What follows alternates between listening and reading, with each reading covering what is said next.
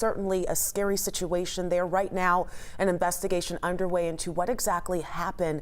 We do have some good news. Luckily, all passengers and flight crews, they were unharmed in this collision.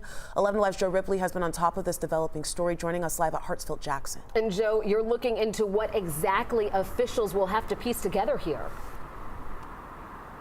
That's right. I spoke earlier with an aviation expert who said this was quite the unusual circumstance inside. He kind of likened it to this.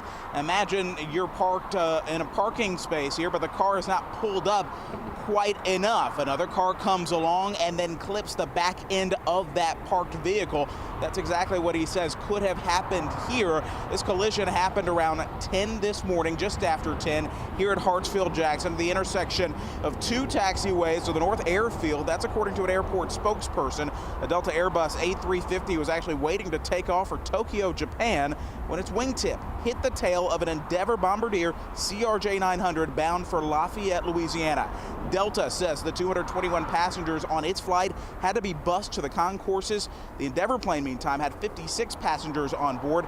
None of them were hurt, thankfully. Aviation expert Alan Armstrong says the National Safety Transportation Board will now help determine the likely multiple factors that contributed to this collision. What is the efficient cause of this accident structurally, behaviorally, so that we can identify what happened and not replicate it, not do this again.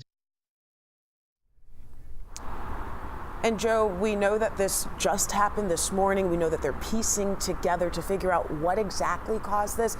But do we know tonight, are there any preventative measures going into effect that you know about?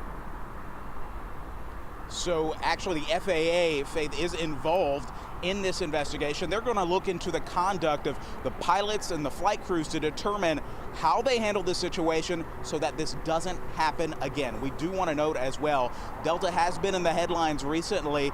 Just a few weeks ago, last month, in fact, 2 of its employees were killed. A 3rd employee was injured during an explosion. An investigation into that is ongoing. We're live at Hartsfield-Jackson. Joe Ripley, 11 Alive News.